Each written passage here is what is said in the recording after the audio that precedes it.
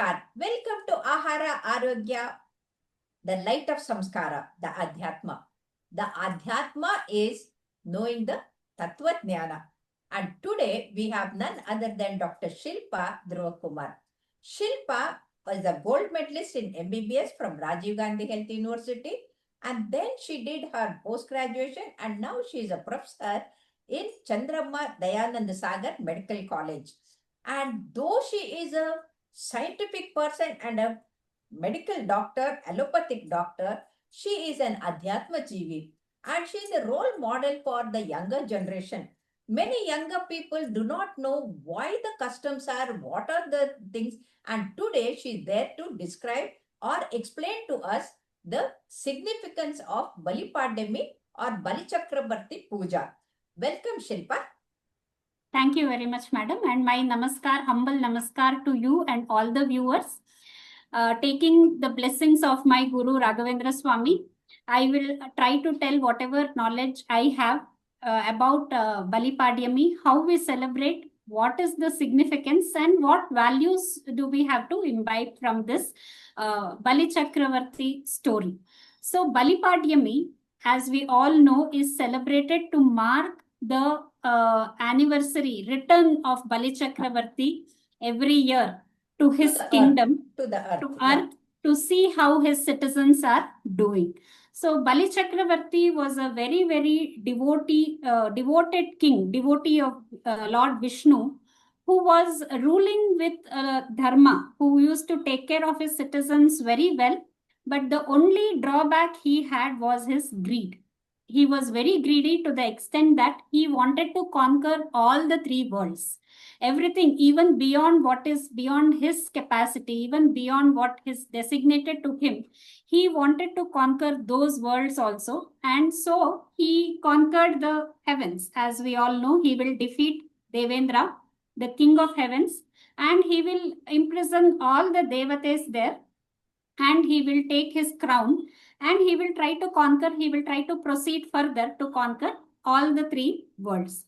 So what happens is all the devatas will go to Lord Vishnu for help. So Lord Vishnu will take the avatara of Vamana avatar, which is the fifth avatar, and he will... Vamana is a dwarf. Vamana is a dwarf, and he will come to Bali Chakravarti will be performing a big yagna. I think it is in one of the cities near Gujarat. They say that even today you can find that ash there. So he will be performing that yagna. So he will come to that yagna as a dwarf, and he will ask for three steps of land. So being a great king, he would have never told no to anybody. Whoever asks, whatever they ask, he would have given that in charity. So he will think, why should I say no to this little kid? And how much he is asking? Only 3 steps. But his guru, Shukracharya, will tell him, don't do this. He does not seem like a ordinary kid. Ordinary boy. There must be some other motive behind this, but he will not listen to his guru. And also his wife Vindhyavali will also advise him, don't do this, but he will not listen to both of them. So one aspect is... here one lesson is one should listen to wife and one should listen to guru. So two things, the men should learn. Okay, go ahead.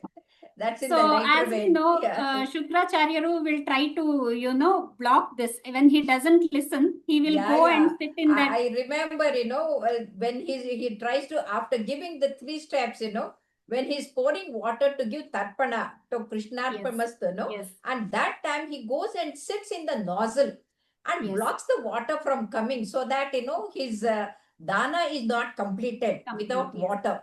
And that, Vishnu realizes that there is something and this fellow has gone. Because, he's omnipresent, he knows everything. And then what he does is he takes a stick and puts it inside and pokes. And then, it injures the eye. And that's how Shukracharya loses his one eyesight. So that is also a lesson to people. If you try to tell wrong things to your disciple, you will lose your eyesight. See, Guru has to show the light, the knowledge, And if the guru only tells the shishya to go in the wrong direction, he will also be punished. So the karma comes, the whatever wrong things you do, you have to pay for it. And that is another lesson that we learn from Shukracharya there. Please go ahead. Yes, madam, definitely. Because whatever greed and whatever the wrong intentions he had, Wrong Guru advices, will never correct him, but he will be encouraging him to go in Do that wrong direction, things, which is wrong thing. very wrong. Yes. And as you said, the dana will be complete, and Vamanavatara will get transformed to Trivikrama form. That is Okay. huge form, very, very magnificent avatara or form it will be of Vishnu. We call it Trivikrama Rupa. At that time only, Ganga Devi will be born when the nail of the great toe will touch to the Brahmanda. So the birth of Ganga Devi, we would have So celebrated when he Ganga takes the Puja. first step, Yes, first yes. step is on the Bhumandala. Bhumandala. And that time, Second, his yes, toe, yes. great toe touches Yes, the yes, yes, Bhumandala. yes. Okay. So the second step will be covering the whole, the upper worlds, the heavens. Yeah. The third step, when, he asks where to keep. So Bali Chakravarti will offer his head, and Vishnu will push him to Patala. And today also, because he will be a great devotee of Vishnu, we'll learn that Lord Vishnu never leaves his devotees. Today also, he is guarding his city in the netherworlds.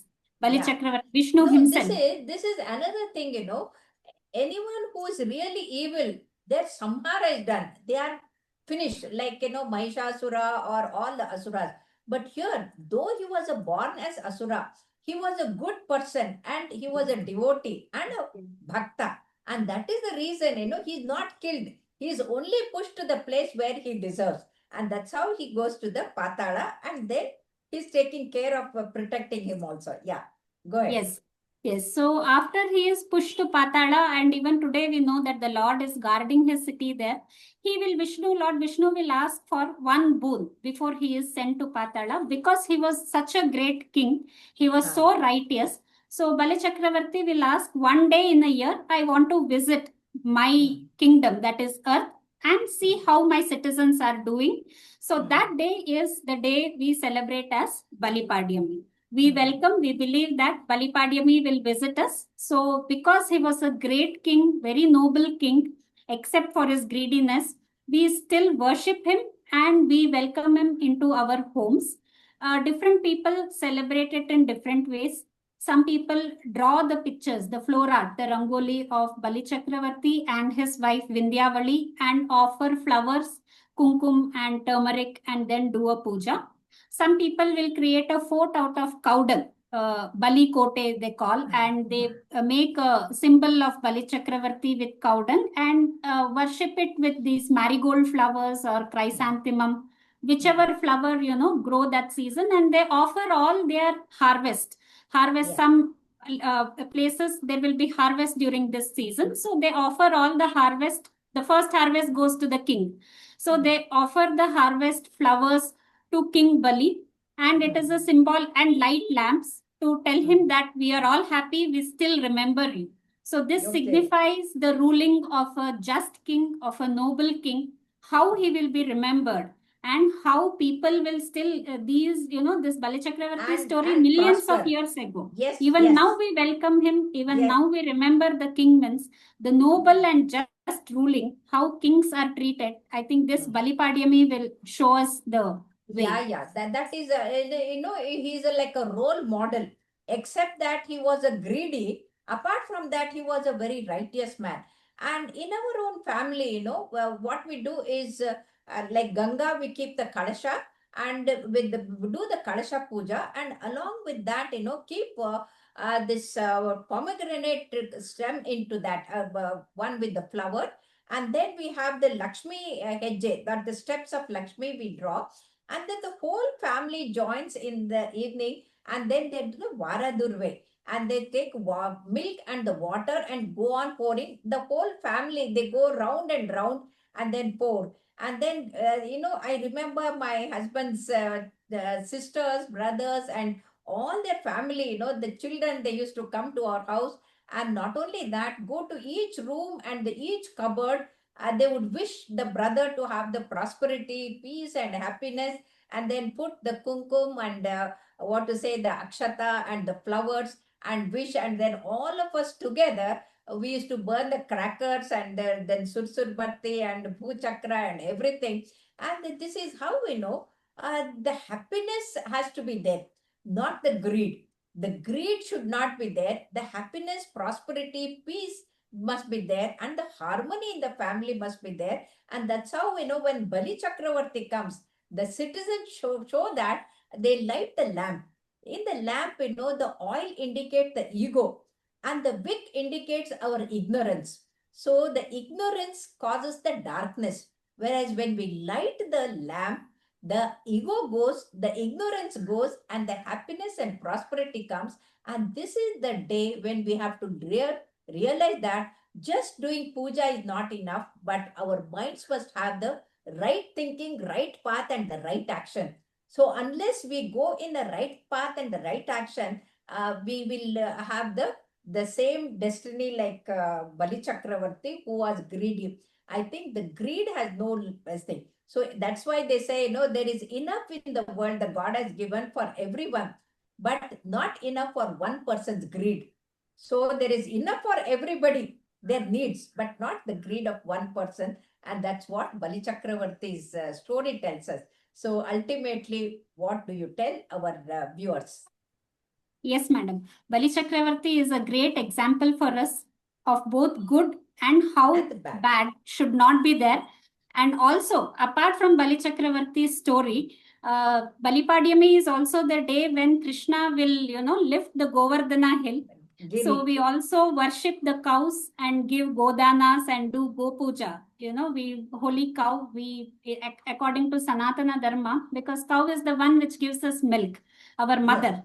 Yes. So that also, this day also signifies the Lord's mercy on his devotees to protect him, the king and the Lord, both together, their values of righteousness and the God's, great, what we should say, upakara, the great blessing for us. Yeah, grace of God on us to protect our devotees. So protect his devotees and welcoming the King Bali, his righteousness into our minds, and learning that, greed is not good.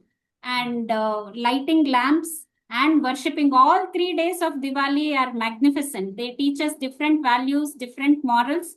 So I would like to wish all our viewers a happy Deepavali, and let these values be there not only for Deepavali but throughout the year, our life. throughout our life, the year. Yeah, Yes. That's correct. So, the first day, Dhantresa, or when we think real health is the wealth, and there we worship the Dhanvantri who was born on that day. The next day, Naraka Chaturdashi, where the Krishna, he goes with his wife Satyabhama and kills the Narkasura. And the third day, Lakshmi Puja. And the fourth day, Balindra Puja. And I think, we have enough moral values to tell our children and the future generation. Let us all have the brightest and the most happy and the prosperous Deepavali to everyone. Thank you very much, Shilpa. Thank you. Thank you, madam. Thank you.